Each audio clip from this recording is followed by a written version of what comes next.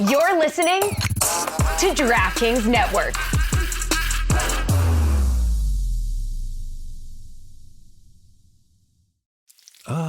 The sizzle of McDonald's sausage. It's enough to make you crave your favorite breakfasts.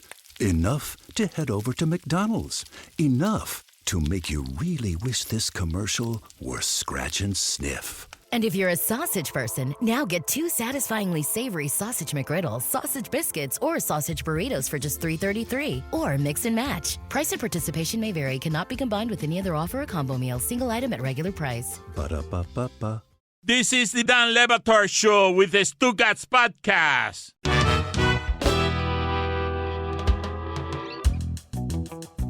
I want to hear what Lucy and Jessica have to say about the new college football measurement system. I want to hear what Lucy and Jessica have to say about Sarkisian at Texas getting $10 million a year and a couple of cars and a private plane, like a lot of the big coaches have. Are they measuring first downs differently now? You keep saying measurement system. Oh, just how we determine a champion. I don't believe that anybody was better than Georgia last year, but I don't believe Michigan was appreciably better than Alabama last year. Alabama game, was Dano. in one game. Yes, in one game they were. That's right. And Michigan was good in another. But our measurement system is flawed in that sport, I think. They keep changing it, making it a little bit better and telling us that that's the best one. And now they've changed it again. I just wanted to go back for a second to what Amin was saying about George Karl and Carmelo Anthony, because this is a dirty pettiness that really is unbecoming a couple of adults, what is happening here, that the two of them, one of whom has been to hell and back, to death and back, because George Karl has overcome a ton in his life for him to be yelling still at Carmelo Anthony about the following. This is the backstory. Carmelo Anthony says George Karl has always hated him since he arrived in Denver. He arrives in Denver as the big name coach. He arrives, Carmelo's the star. He tells at the first practice, Carmelo, according to the podcast that he does with Mero, Carmelo says that he called me overrated upon meeting me, and that he saw a Detlef Schrempf role for me. Now, Carmelo is a Hall of Famer, and Detlef Schrempf is not. And they keep going back and forth, back and forth. George Karl has wanted to be on that podcast with Mero, is asked to be on the podcast with Mero, and doesn't do himself any favors when he sends out a tweet on the birthday of Nikola Jokic, where he says, happy birthday to the greatest champion in Denver history, greatest team player, and greatest number 15 in Nuggets history. And Carmelo Anthony has said that they're doing petty things with his number 15, even though you can say the best of his career was in Denver, correct? Mm-hmm. It wasn't in New York. Yeah. He was a great player in Denver. I went, this is a couple of months ago, when Melo first talked about it on 7 p.m. in Brooklyn. And I went on Bully Ball with Rachel Nichols and DeMarcus Cousins, and we're talking about, was it petty of the Nuggets to give away 15? And I said, absolutely, because you know when a great player has played for your team, you kind of hold that number back.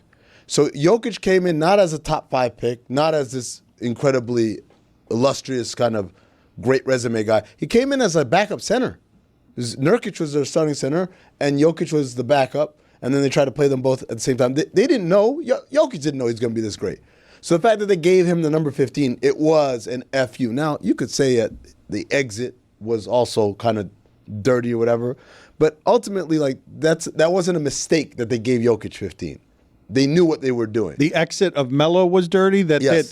Yes, it was dirty. Yep. For months in the news, Melo endured the stain of when player empowerment goes wrong, where he was stuck in a purgatory in Denver, where he wanted out and they needed to trade pieces and get value for somebody who wanted out, and he had to live with that. He did very gracefully under impossible circumstances. He did, but he caught, as you mentioned, the flack of like, oh, these guys don't want to play, whatever, all that crap, right? So it was an ugly exit. And as a result, the Nuggets, I feel like they gave that number out very freely in a way that when in Phoenix, Steve Nash got traded to Los Angeles, which was a division rival and all that stuff. Marcin Gortat was acquired right around there. At the end of that season, he asked, can I switch my number to 13 because I've always won 13? And Jay Gaspar, who's still the equipment manager there, said, absolutely not. Because it's understood, even though like Steve's exit, was it great, was it not great? It's like, no, we don't give that number away. Like that number is going to It goes from here up there, right? That didn't happen in Denver. So automatically there, Carmelo's walking around with that, right? Like, they gave my number away like that. Now, is Jokic a better player than Carmelo is? I don't think anyone's arguing that. We all know it now. We all accept it now. But at the time, he wasn't and wasn't projected to be that. Is there another story like that in the history of the NBA where a guy comes in and they're like, we're not sure if he's going to be any good, and then he's better than everyone in the entire sport?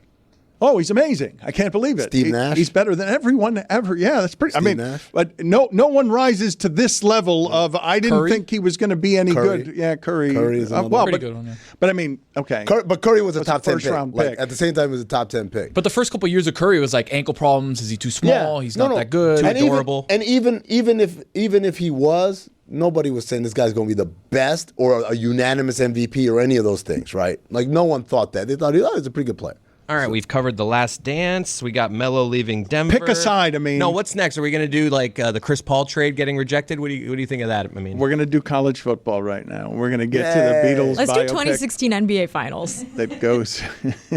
What a blown lead. What a Am time. I right? What a time. How about Love is The Blind? cupcakes. You guys remember the 3-in-1 cupcakes? Yeah. Tell me about yesterday's college football news. What was interesting about measurement it? system.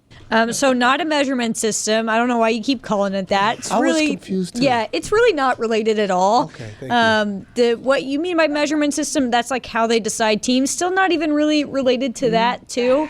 They've basically just reformatted the entire playoff model. So now they have, obviously they're expanding to 12 teams. Originally they were going to have like a 6-and-6 model, and with the Pac-12 dying, they're not able to do that anymore. So they've decided that the model for next year is a 5-7, which means the 5 highest ranked conference champions automatically make it into the playoff, and then the 7th highest ranked teams after that will also make the playoff. Makes perfect sense. Why would that not be the way that you measure a champion? I don't understand why that's not a measurement system. I'm saying the way you determine a champion is decided now, that we are going to have the playoffs we've always wanted. Closer Measurement's to the word. But with you're losing me on. with no other context, you just said to the audience, we want to talk about college football changing their measurement system. And to me, that's how they measure. Yeah. It's a very abstract definition, I think, Dan, and we're very literal in the shipping container. I honestly thought you meant like BCS. They brought the BCS back, and we just love mistakes, honestly. Yeah. And even if it's not a real mistake, we just want to pounce. Yeah. It's like you grief eat, we mistake eat. And there's a lot to eat on this show. There is train on the chicken but this wasn't a mistake. Semantics, Dano. You guys were fine with how it is we determined a champion last year. Michigan.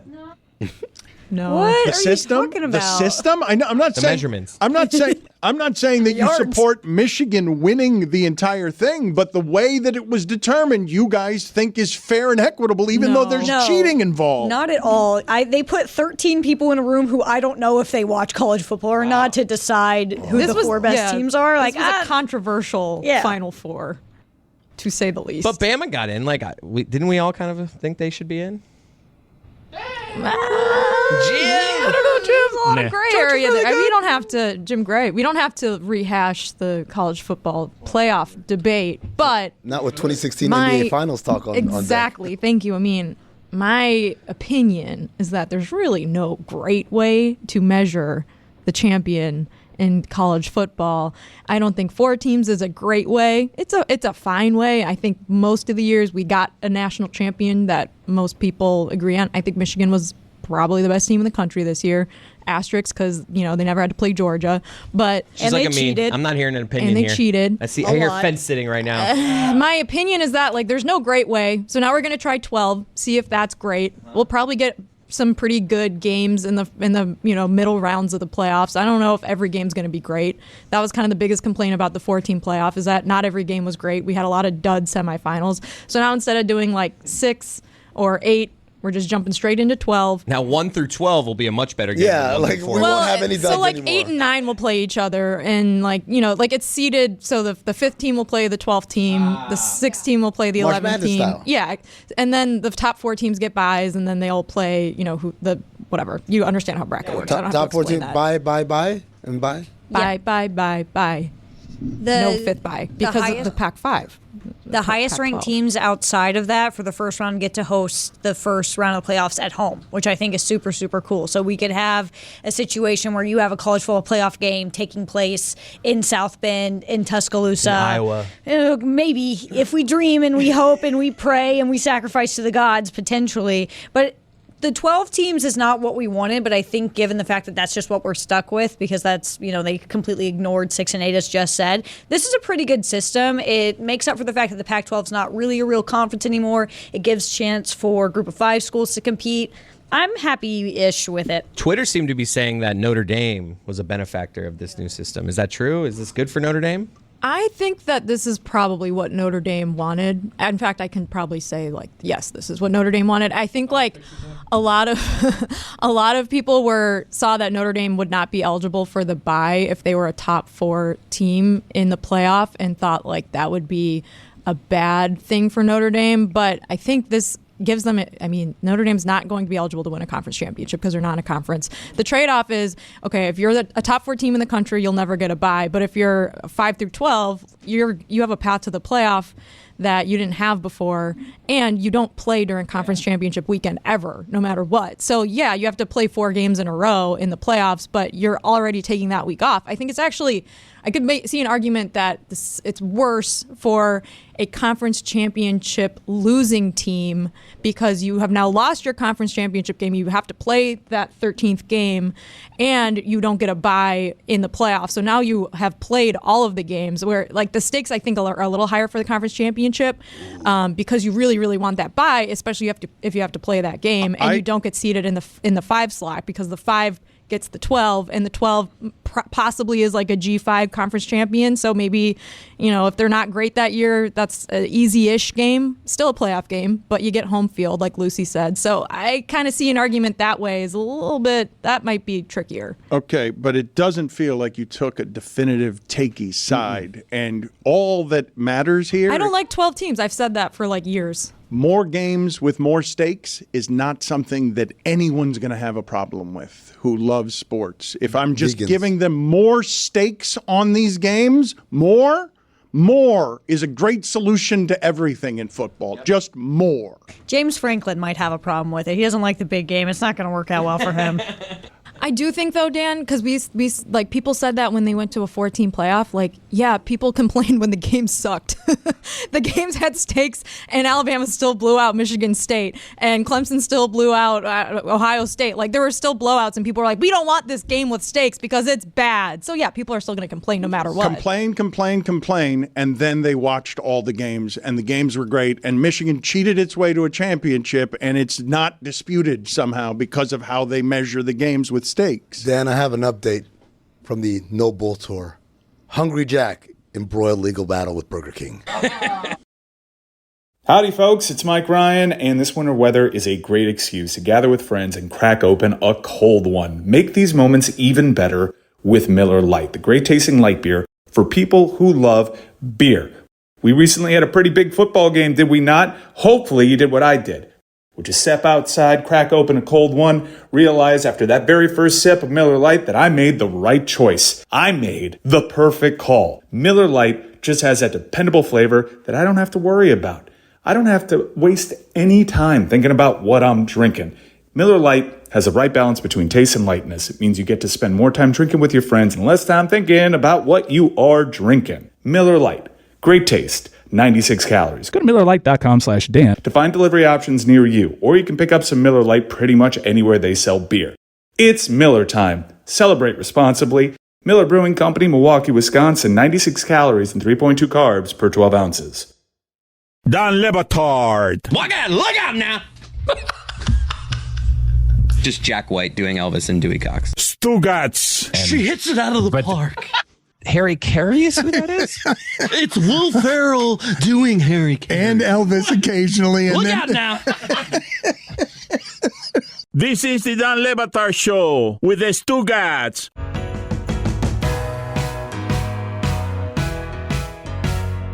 I want to ask all of you this question as children who have grown up with what modern day sports coverage has been and has seen the proliferation of everything in social media that makes things spread or grow or not, okay? I don't trust any ratings being dispersed by anybody at this point. But all-star viewership for the game that we were all complaining about evidently was up 14%, and they're saying 20% with unique viewers. So they're doing a count of the all-star game got into the reach of 12 million people. And the thing that I wanted to ask the group as it relates to sports coverage, kind of in line with Chris Cody's general theory that Zion Williamson tearing his Nike shoe isn't ultimately bad for Nike because all publicity is good publicity.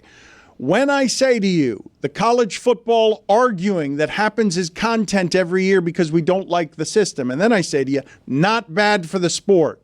And then I tell you, everyone complaining with hysterics about the All-Star game being shitty, not actually bad for the sport, not in the short term when it comes to garnering the thing that matters today, which how do I get your attention? And I get your attention because people are pissed off about something, and having them pissed off is better than having them be indifferent or not watch at all or not care at all. So when I ask you about college football and the All-Star game in basketball, when the coverage is loud and negative, is it that bad? Because Michigan won the championship and Jim Harbaugh got a great job because of it. And for all the complaining we did about how they made the choice, Michigan's the champion. Yeah, I don't think there has been that much negative coverage of college football and the playoff. Like, people argue about it, but I think that's like baked into the sport and pretty much has been for like over 100 years. Everyone's going to fight about who the real national championship is, and it was Michigan. They are going to have 1 billion players drafted in the NFL this year. Jim Harbaugh is now one of the highest paid NFL coaches, rightfully so. He did a great job coaching.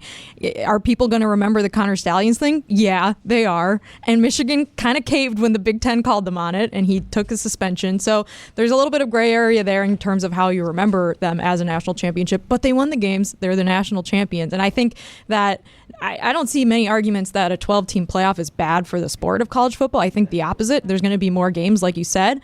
I think my concern with it has always been that it's probably pretty bad for the players, because we remember in the NFL when they added the 17th game and the players union did not want it. And once you take the toothpaste out of the tube, you're not putting it back in. You're never going to get rid of college football playoff games now that we have a system with 12 games. And now you're making players who do not have any control over their salaries, that they don't get paid, over how many games they play in a season, over any of these things that at least you could say NFL players bargain for, although we know that the contracts are not fair. Like, there is not a power balance in the NFL, despite the fact that there is a union. Now you have college football players, many of which are not going to get paid for their performances or for what they do in college football. Now you have to win and play even more games to win something in college football. And I think that that's something that really sucks about the sport. No, that sucks for sure. I think when it comes to like just arguing about how the champion is decided in college football, this is a sport that has 133 teams that have vastly different resources. Like, this is the most unequal sport, I think, out there. Obviously, there's going to be some sort of controversy and debate with how do you decide the best team out of 133 teams when you're playing 12 to 14 games a season. Obviously, the 12-team playoff is going to sort of kind of like dissipate that argument a bit. But I think something that we're going to come to find is we already see in this 4-team playoff, there's usually a pretty big difference between the first best team in the country and the fourth best team in the country. That's going to widen the gap when you're going 1 from 12 because it's such a top-heavy sport. It's the games that you're trying to avoid in the, like, we don't want to see a blowout. That's still going to continue to happen. Didn't Dan ask about all-star ratings? I did. However, you talk about the NBA so much today, Dan. They miss college football, and I don't blame them for missing college football. Just like you missed football yesterday, you're perpetually someone who has sad eyes as soon as football ends. But I want to go back to what Lucy and Jess said, because to me it's at the core of sort of the ethical conundrum with this sport. If I'm arguing on the front end, there's never a complaint you're going to hear from anybody who's a football fan about more games except for that one, if you want to be human about things, which is they're throwing more bodies into the maw. But now it's all professional football. Now it's not though. But NIL doesn't equal professional. But it's paid. It doesn't have unions. It doesn't have the same protections or power. They're not employees. Right, but they're getting paid professional money. It's not the money. ESPN just gave $7.8 billion for these games, and the players don't get any of that money. The fact that they get money for it, though, makes it ostensibly professional. Does it not? Isn't that the definition of an athlete? Gets paid for play. Not every single athlete gets paid for. Actually, none of them get paid for play technically. But no, because like Lucy said, there's 133 teams, and you can probably make the case that most players on the top teams are getting something. Not every player on every team is getting something, and they're all playing in the same system. So you don't think that college football players are now professional when Georgia's quarterback is starting with a Lambo? I think you're making like a distinction that I don't necessarily agree with. I think he had a Lambo anyway. Now they've got Lambos. Now they're getting cars. Ah, come on, man. Come on, Pollyanna. I'm just saying they're professional. Why does that make me Pollyanna? Because they're being paid. Because I think people say that as a disingenuous way to I'm not saying that this is what you're doing, but I think people will say everyone's getting paid now. What's the issue? We don't need to do anything more. Oh, but I care about the injustice on the bodies. I just assume that once you make it about money, that's what the money's for. That's what the trade is. It becomes a more brazen, overt commercial transaction. I can argue on behalf of their humanity all I want, but once the consumer wants more games, we're going to trample the bodies. They're not getting paid to play football, though. This is not the system that we have. The lip tremble, I think, is a little too much. Yeah. The tear... What are you doing? It's a great visual joke. I was not aware that he could cry on cue. Chris Cody has... The tear looks fake. Does it look fake? Does it look fake? It looks to me like he has summoned a couple of... It was a great close-up. It is a visual joke while we were talking, so it is lost entirely. It wasn't visual. He's been moaning for 12 minutes. Yeah, the audio audience is going to have a different feel of what this is. Yeah. Hey, yo. Oh my God, the audio audience. It's visually great. It's visually exceptional.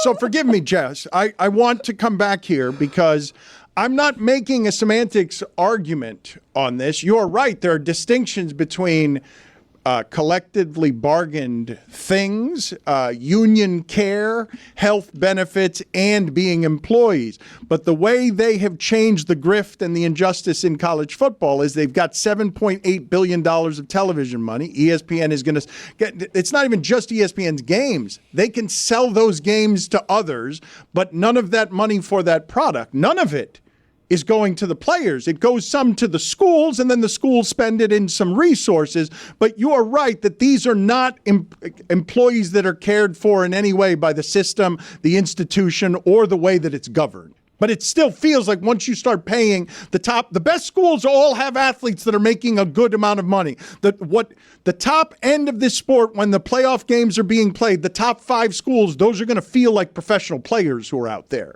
I think it's important to note that a lot of these athletes that are making a ton of money, like Caitlin Clark at Iowa, is making a crap ton of money, but a good chunk of that, if not most of it, is all coming from brand deals, which isn't going to her playing. I think that college football, you have such giant rosters, and the Florida State Georgia game, you think that Florida State quarterback's getting a ton of money? He was a 3rd string, 4th string guy. None of these players aren't making money directly from their school either. It depends state by state, where they're not professional athletes. They're just, getting sponsored. Yeah, but I think the other side of the argument is, they're getting sponsored for being famous, and they're famous because they play. The Florida State 3rd string quarterback is a great example. He's not famous, hence he's not getting paid. The O-linemen, they're not getting paid, even though some of them might be, top 10 picks or whatever. The famous glittery guys are the ones who get paid, and that's kind of where it ties into marketing more than it does performance. Yeah, but Caleb Williams is getting paid from a brand, whether he's at Oklahoma or USC. So it's. I think the thing to note is it's not coming directly from the universities, and that's actually not even entirely true anymore. Just because it's such a state by state basis that it's just like you can't just come out and say that they're all professional athletes. Let me ask the two of you though, morally conscious human beings. You do say it sucks that they have to play more games, but you will not care one iota less about the college football season or results, because that immorality exists at the middle of it, right? Not your morality will be sabotaged by how much you care about the results. Yep. Yeah, I'm a fan of the sport as much as I think it's a tremendous cluster. Amin's got another update from Australia and the sponsoring of this No Bull tour of Luke Longley, Horace Grant, and Scottie Pippen. Yeah, so let's start by throwing those logos up on the screen so everyone can see. He's so right about this. Burger King and Hungry Jack's, guys, same font. So they have no relationship, no business. It's not like how like McDonald's has its rebranded version. Fazoli's or whatever, yes. No, they were embroiled, as I said at the end of the last segment, they were embroiled in a legal debate. I like that. But use that. Thank you. I mean, that's the same bun. Because they broil the hamburger. They should have an embroiler. Yeah. Well, guys, I have an update. The legal battle has been settled, and it's done. That fast? Yeah. When did that happen? In the 90s. Oh. Thank you, Mike Fuentes, for telling me that they were suing each other and not mentioning that happened in the 90s. Where was he yesterday during that Kid Rock conversation? What were the results, though? Surely Hungry Jack's lost that lawsuit and had to pay a lot of money. Those are identical emblems. Quite the opposite. Identical. Quite the opposite, Dan. Burger King ended up paying Hungry Jack's a lot of money. You know why? Because they bought them. That's right. That's how they settle things. Big boy style. America. USA. Really? USA. USA. I don't understand. USA. I don't Just understand. buy them. You understand? Throw money at it. America, Jack. Starting is everything when it comes to fitness. Peloton helps you start no matter what level you're at. Wherever you're starting, there's thousands of classes to get you moving. Whether that's beginners or advanced rides, feel-good live DJ rides, or artist-themed rides, they've got something for you. Peloton bike instructors keep you motivated from day one. They'll show you the basics, help take the guesswork out of your workout, and encourage you to build from there. And now with Peloton Entertainment, you can keep moving and watch your favorite TV shows and live sports as you ride. Perfect for those days when you don't want to miss a thing. And if you don't have a bike, take a dance class, take a core class, take Pilates, take a stretching class, start a program with Andy, do a core program with Emma. You can do it all at Peloton. You can get a Peloton row, and you're not even going to get wet because it's inside your own house without water. How'd they do it? I don't know. Wherever you're starting, get moving with a Peloton bike or Bike Plus rental at onepeloton.com/bike rentals. Terms apply. Folks, whether you're hosting a game day, a movie night, DiGiorno knows that planning a watch party on a budget isn't easy. You need the perfect setting, the perfect squad, the perfect eats. And luckily you're a Game Time mastermind, and you know that grabbing DiGiorno Classic Crust Pizza can bring home the dub. Because it's packed with half a pound of cheese, sauce, and other toppings, and comes at an incredible price. Make the game-winning call and grab a DiGiorno Classic Crust Pizza from the grocery store today. It's not delivery, it's DiGiorno. Don Le Batard. Offhanded to me and Chris before we started playing, he's like, seems like that Tony guy gets triggered pretty easily. Yeah. And I laughed the hardest out loud I've ever laughed in my life. Stugotz. He's triggered pretty easily. That guy. That's so ridiculous. It's the most incredible thing. No, it's crazy. It's crazy. People, Dan, you know what I've realized? People love putting their athletic insecurities on me. Don't project that shit on me. You suck. Not my problem. Wow. Chris Cody leaves a game early. Oh, let's support Chris Cody. Whatever the Billy does, let's support that. Mike Ryan, let's go to Buffalo. Oh, let's go to Buffalo. Like, give me a break. Bullshit. Tony, you totally proved that you weren't at all unhinged. Thank you. Thank you. This is the Dan Le Batard Show with the Stugotz. I mean, as you approach old head status, and you've seen a number of things over the last couple of years, not necessarily on Oddball, but around here, but also on Oddball, because Charlotte is, at least theoretically, mathematically younger than you are. I think she's younger than me in every sense. Spiritually, in some ways, she can be older. No, not even spiritually. Okay, fair enough. What are you talking about? Oddball is every day. I've made fun of Charlotte for some of her old woman sensibilities, regardless. She dressed up as Groucho. Are you having a Marx in the spiritually third grade. old off with Charlotte? Absolutely, and I win every time. The larger point that I was trying to make is that you are somebody who cares deeply about basketball. You have seen yourself age out in some places generationally where you don't connect with the 20-year-old player necessarily. What just happened at the All-Star game was reacted to very viscerally by people who care about basketball and people who care about that game as mattering back from when Bird and Magic and Michael cared about it. And they expect these players to carry on that legacy respectfully. So I'm asking you, without being an emotional old head, and as a practical businessman, the damage is what when the NBA is releasing, hey, our ratings were good? So there's a couple of things going on. Number one, you don't have to go back to Bird and Magic and Jordan. Just today I watched film from 2013 All-Star game, which was basically a decade ago, of Kobe defending LeBron. And I'm not just talking about like getting a hand up. I'm talking about talking, about switching, about picking him up full court. This happened. We had this in these kids' lifetime. They grew up watching All-Star games that were competitive at some point. Maybe not the whole game, but at some point were competitive defensively. And so I don't know if you know this, Dan. Do you know how many personal fouls happened on Sunday? Weren't there like two free throws shot by one team? There were 3 fouls. That means if you took every foul of every player in that game and gave him just to one guy, he wouldn't even be in foul trouble in the first half of a game. There were 3 block shots, maybe 2 or 3 block shots. It's not a game. It is literally just people watching other people dribble up and take a shot, and then, okay, now it's my turn. And so, but I'm asking you about the real damage. The real damage is this, Dan. You know what upfronts are? Do I have to explain what upfronts are to the audience? It's sales for television projects. What's coming up? The advertisers can know what's coming up. Right, and what they do is they have the talent for these different programs.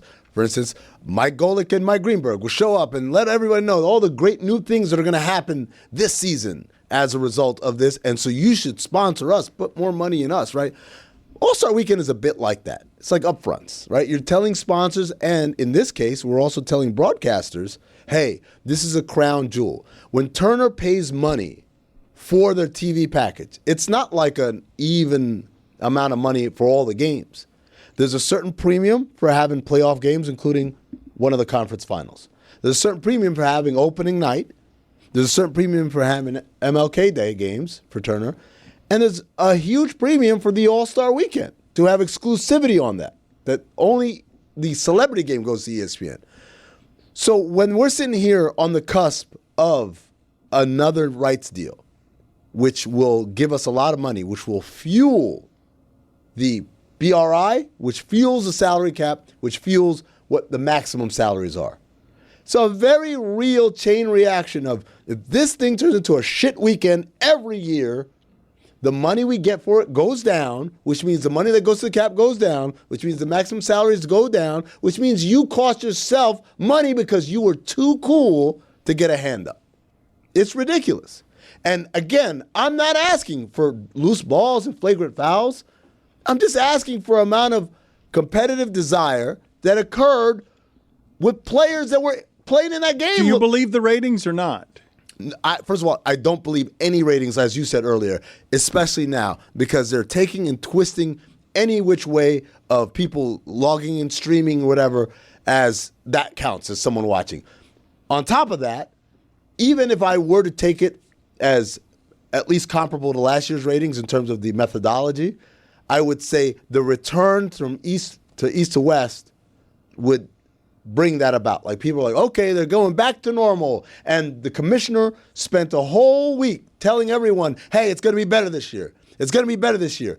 Dan, you saw the look on his face. You heard his voice. He looked crestfallen. Dog, that's not someone saying, hey, we did good here today. Well, I mean, because it's embarrassing. It's embarrassing. It's embarrassing to come out all week and say this year they try, and you've never heard such complaints about not trying. The optics, this is the part, though, I really don't think it's about the game. I think it's about how bad these optics are. If you're going to hate the athlete for making a lot of money, it feels disrespectful to you that the greatest of the stars can't do us the courtesy of showing joy about what they do for a living, because joy is at the center of why you pay to consume it. So, Dan, there's a couple of things, right? One of them is we're doing a thing here. I don't know if you guys know this. We're selling this thing. We are all in partnership. We are all actively selling this thing. All of us, right? We're all at the upfront. It's all you stars who are making all this money. But I understand after 15 years of LeBron James and player empowerment, how those guys say, no, man, I don't need to share this with you. I'm a star now, and I don't need to care about the next generation. Funny enough, when there was a graph that came out that showed the viewership in the millions from 2012 or 11 down to what we are now. And obviously went from like 10 million all the way down to like 4 something that we've seen now. I mean, in your opinion, is it the players take the identity of the top dog in the league, where Kobe was like, I'm going to buckle down and play defense, and LeBron's been like, I don't really care about this. I don't care about the dunk contest. I don't care about the All-Star game, and people have followed suit with that? I would say, so this is what I would say. Obviously, very few guys are going out there Kobe style, right? That's another level. But LeBron has been one of the better ones, to me. Now, Sunday night, minutes restriction, he's 100 years old. We allow him, we give him that grace. Giannis plays hard. Devin Booker plays hard, I think. Damian Lillard plays hard. But at the end of the day, you got guys that clearly don't give a damn. I'm going to name names. Luka Doncic and Anthony Edwards clearly did not care. They told you. Anthony Edwards told you afterwards, like, I'm not going to do this. And so this is the part where part of it is, it comes on the league and the Players Association to impress upon them, guys, this is a thing. I'm not saying go get hurt. But also, no one has ever gotten hurt in the history of the All-Star game other than Kobe getting his nose bloodied. Do you guys think that, I believe that was Adam Silver's most embarrassing public moment. I've never seen him feel that negative. But Dan, forget about embarrassing. I've never seen Adam Silver not be a beacon of positivity, even when he was kicking Donald Sterling out the league. No, but you say forget embarrassment. What I saw on the leader and commissioner of the league was he was rendered publicly useless by his employees. Like, I thought he was embarrassed to be out in front of people after that game on behalf of the league that he sells. On behalf of the message that he was putting out all weekend long is what it was. The other part of this, though, Dan, that people don't talk about, and I think this is a very actionable place. I'm going to put some of this on the coaches. You see Luka. I thought Doc coached a hell of a game. Good offense, good system. That was a very, very astute observation by you. I appreciate that. I mean, they won in almost a blowout. It was his best coached game of the year, I thought. You clearly watch a lot of basketball. I really appreciate that about you. Very knowledgeable. It's a good question. Good question. It does make you feel good when you say that, because it's like, oh, I know ball. Yeah. I honestly forgot he was doing a bit. I was like, wow, look at me. That was great. See how easy it is for him? Oh, my God. I love this guy. You see how easy it is for him. But then, like, the reality is, if I'm Chris Finch, and I don't want to put him on Jump Street, but I'm just using his name because he was coaching the West, and I see Luka doing what he's doing, I'm like, Luka, sit down. Book, get in there. You get to watch your rival go out there and play. And if Luka, I don't give a damn how many votes you got. You're getting 7 minutes tonight. If coaches start playing the guys who take it seriously and benching the guys, one or two things are going to happen. Either these guys are going to be like, well, damn, I got to take it seriously too so I can get back in this game. Or you're going to pout and say, I don't want to be an all-star. And in which case, take your ass home. Take your ass home. The most shocking part of the whole night was learning who Chris Finch was. I was like, who does he coach, Chris? Minnesota. I learned that the other night. But before that, we talked about it on Radio Row. You didn't know Jonathan Kuminga. I know. Wow. He'll get to it. We did a whole bit about this. He'll get to it in the playoffs. Chris will get to it in the playoffs. It just started like this week, basketball. By the way, the other thing that's going to save this is a glimmer of a hope. I saw it on Friday night during the skills competition of all places, where Victor Wembanyama and Paolo Banchero and Anthony Edwards were a team of all number 1 overall picks competing in skills competition. And Wembanyama's like, all right, guys, let's do this. Let's go. And he goes to it, and then he's trying. And then Anthony Edwards comes out and shoots left-handed. And Wemby was like, what the F are you doing? That's the only thing that's going to change it. It has to happen from within on some level, which is the big dogs. The big dogs come in and they care.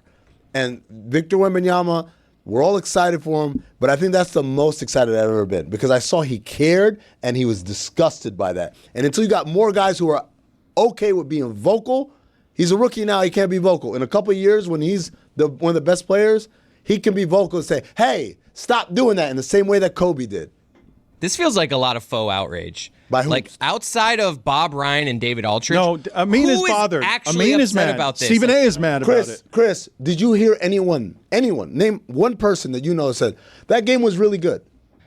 No, but I'm also watching it, and it's just, I take it for what it is. No, like, it's an exhibition game. Your opinion is null, though, because you don't actually care very much. You just got done saying, I'll pay attention as soon as football's over. Fair. You don't. Also, Chris. But a lot of people are like me. No, but, it's not that big. It's an exhibition game. Like, what do you guys want from these dudes? Chris, you say that, and I tell you 10 years ago, we got competitiveness, we got guys trying, and we got better ratings. Let someone twist an ankle. You guys are going to totally flip on this. We got better ratings. Let Wembanyama go down playing hard in an All-Star game, and everyone's going to flip their script on this. Name a guy who got hurt at an All-Star game, and then that cost him games for the rest of the year.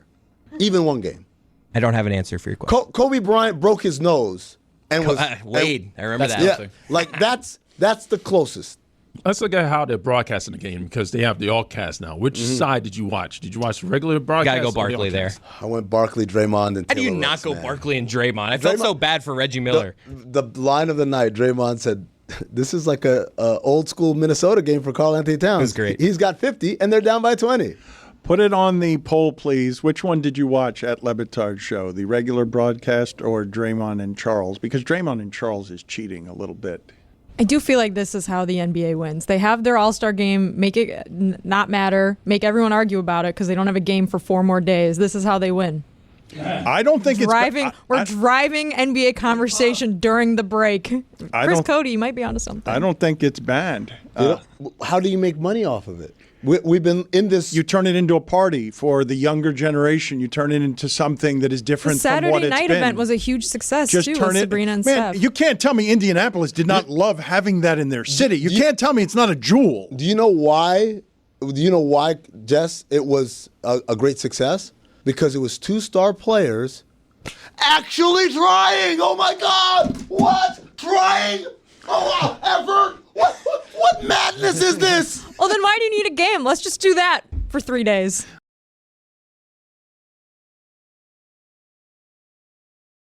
Howdy, folks. It's Mike Ryan, and this winter weather is a great excuse to gather with friends and crack open a cold one. Make these moments even better with Miller Lite, the great-tasting light beer for people who love beer. We recently had a pretty big football game, did we not? Hopefully you did what I did, which is step outside, crack open a cold one, realize after that very first sip of Miller Lite that I made the right choice. I made the perfect call. Miller Lite just has that dependable flavor that I don't have to worry about. I don't have to waste any time thinking about what I'm drinking. Miller Lite has the right balance between taste and lightness. It means you get to spend more time drinking with your friends and less time thinking about what you are drinking. Miller Lite. Great taste. 96 calories. Go to MillerLite.com/Dan to find delivery options near you, or you can pick up some Miller Lite pretty much anywhere they sell beer. It's Miller time. Celebrate responsibly. Miller Brewing Company, Milwaukee, Wisconsin. 96 calories and 3.2 carbs per 12 ounces. Ah, the sizzle of McDonald's sausage. It's enough to make you crave your favorite breakfasts. Enough to head over to McDonald's. Enough to make you really wish this commercial were scratch and sniff. And if you're a sausage person, now get 2 satisfyingly savory sausage McGriddles, sausage biscuits, or sausage burritos for just $3.33. Or mix and match. Price and participation may vary. Cannot be combined with any other offer or combo meal. Single item at regular price. Ba-da-ba-ba-ba.